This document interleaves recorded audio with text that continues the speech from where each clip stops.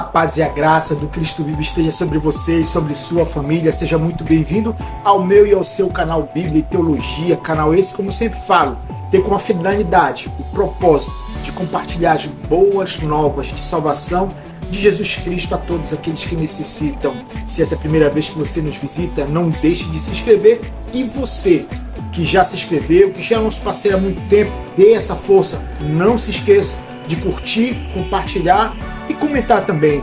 Hoje continuaremos falando sobre a pessoa mais importante da história da humanidade, Jesus Cristo, com o tema Cristo é tudo em todos. Sem mais delongas, vamos para a reflexão de hoje.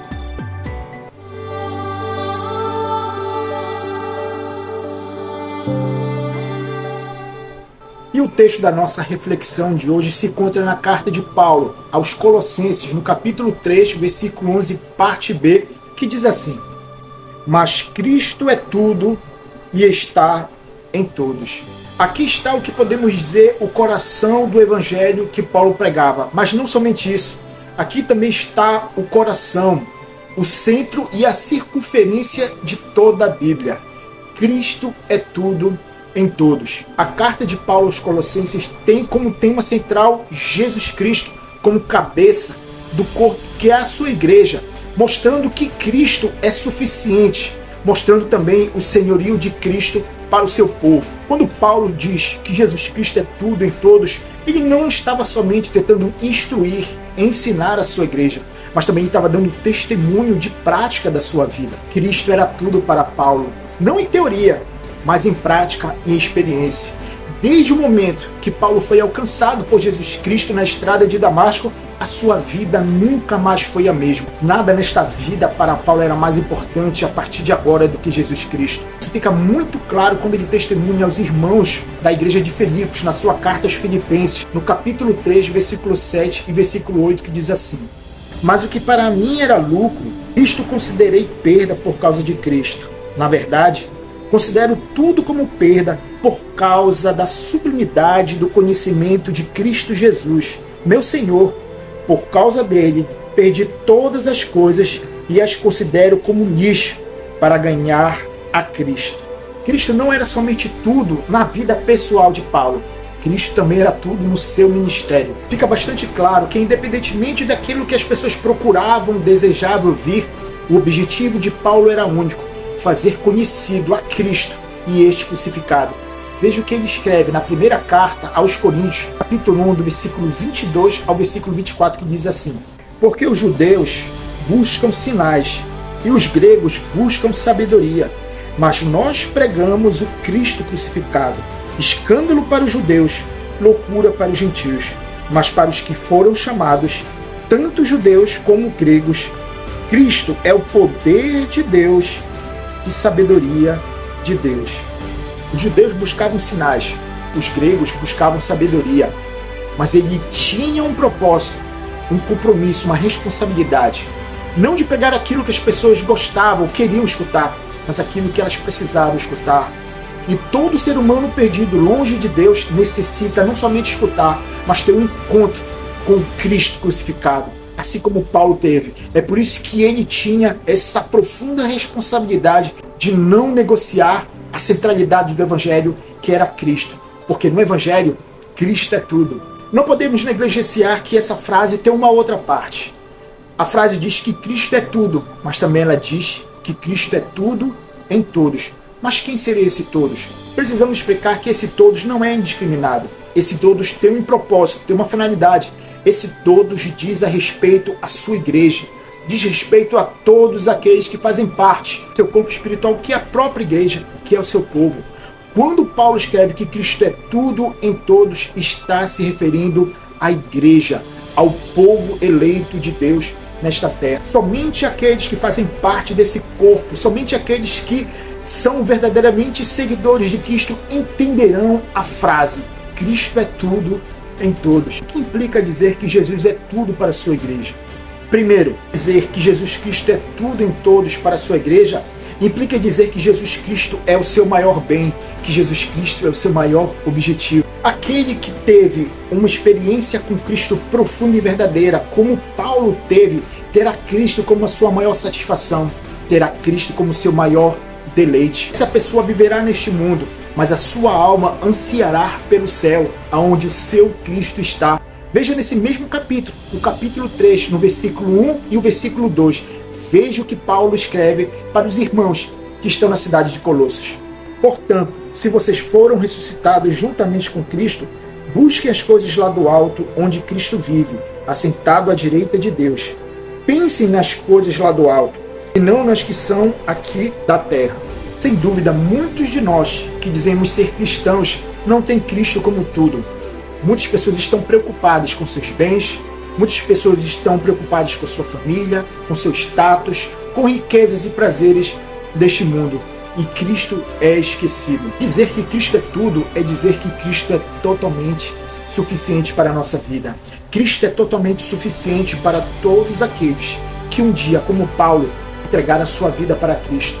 Cristo é totalmente suficiente para aqueles que andam neste mundo, mas que têm a sua alma apegada a seu Cristo, que está à direita de Deus. Por fim, Cristo é tudo para aqueles que foram destinados para a vida eterna, ou seja, para aqueles que andam neste mundo, mas a sua esperança está na volta de Cristo Jesus, está na vida depois da morte, ou seja, a vida eterna. Veja o que Paulo escreve neste mesmo capítulo agora, no versículo 4, que diz assim: quando Cristo, que é a vida de vocês, se manifestar, então vocês também serão manifestados com Ele em glória. Cristo é tudo para aqueles que confiam e que esperam por Ele. Cristo é tudo na vida dos cristãos, porque Cristo é a própria vida do cristão. A vida não pertence mais a Ele. Aqueles que foram redimidos, comprados pelo sangue de Cristo, têm a sua vida agora dedicada, consagrada a Ele, porque Cristo é tudo para a vida deles. Essas pessoas guardam ansiosamente pela aparição, pela revelação daquele que um dia, há mais de 2000 anos, prometeu que não os deixaria sós e também prometeu que um dia voltaria para buscar os seus. Veja o que ele diz lá em Filipenses, no capítulo 3, em versículo 20. Pois a nossa pátria está nos céus, de onde também aguardamos o Salvador, o Senhor Jesus Cristo. Todos aqueles que têm Cristo como tudo para a sua vida não se prendem às coisas terrenas. Eles vivem neste mundo, mas estão constantemente dizendo Maranata. Gilberto, o que significa Maranata? Significa ora vem, Senhor Jesus. A alma dessas pessoas ansiam pela volta de Cristo. A alma dessas pessoas que têm Jesus Cristo como tudo desejam ardentemente estar com o seu Senhor. Faça essa pergunta para si mesmo. Cristo tem sido tudo para a minha vida? Ou eu tenho me enganado vivendo uma religião vazia de aparência? Quão triste, quão desesperado é aquele que se apega nas riquezas deste mundo, que se apega aos prazeres deste mundo, que tem a sua esperança somente nesse mundo presente e se esquece que há um mundo do porvir. Ou pobres e miseráveis também são aqueles que, por amarem o presente século, por amarem este mundo, desprezam e têm colocado Cristo para fora da sua vida. Veja o que o próprio Cristo diz para uma igreja lá em Apocalipse, chamada Laodiceia. Se via como uma igreja rica, uma igreja bastarda. No entanto, a verdade espiritual é que ela tinha abandonado Cristo. E Cristo traz uma palavra de exortação, uma palavra de juízo para essa igreja. Veja o que ele diz em Apocalipse 3, versículo 17, que diz assim: você diz, sou rico, estou bem de vida e não preciso de nada. Mas você não sabe que é infeliz, sim, miserável, pobre, cego e nu. Esta é a realidade de todos aqueles que deixam Cristo para fora de sua vida. Esta é a realidade daqueles que se acham os grandões, mas têm uma vida espiritual morta. Se a pessoa não tem Cristo na sua vida, se Cristo está fora da sua vida, ele está morto espiritualmente. Ele é um miserável, pobre, cego e nu. Cristo é tudo para todos aqueles que nasceram de novo. Em Cristo, na sua igreja, cai todo tipo de barreira, de distinção, porque como o próprio texto que eu li aqui no versículo 11, que diz que Cristo é tudo em todos, também diz que em Cristo não há grego, não há judeu, não há servo, não há livre, não há cita, não há bárbaro, porque Cristo é tudo em todos. Ou seja, o que Paulo está querendo dizer é que na sua igreja, no seu corpo, no seu povo, todas as distinções, todas as categorias que fazem diferença no meio da humanidade caíram. Cristo é tudo em toda a sua salvação. Cristo é tudo no céu. Cristo é o centro da história, da criação e da salvação. Cristo é tudo em todos e em toda a Bíblia. Ele é tudo em todo o plano redentor de Deus. Ele é tudo para a alma redimida. Cristo é tudo na era do porvir. Cristo é tudo na eternidade. Quem é Cristo para você? A Bíblia diz que Cristo é tudo para aqueles que um dia nasceram da água e do Espírito. Cristo é tudo para todos aqueles que anseiam pela volta do seu Senhor. Quem é Cristo para você? Que essa palavra venha levar você a refletir que tipo de vida você tem vivido nesta terra. Será que Cristo tem sido tudo para você? Será que Cristo tem sido tudo para mim? Reflita sobre isso. Que Deus te abençoe e que Cristo venha ser tudo em todos os teus anseios. Que Cristo venha ser tudo em todo o teu coração. Fique na paz do Senhor. Amém.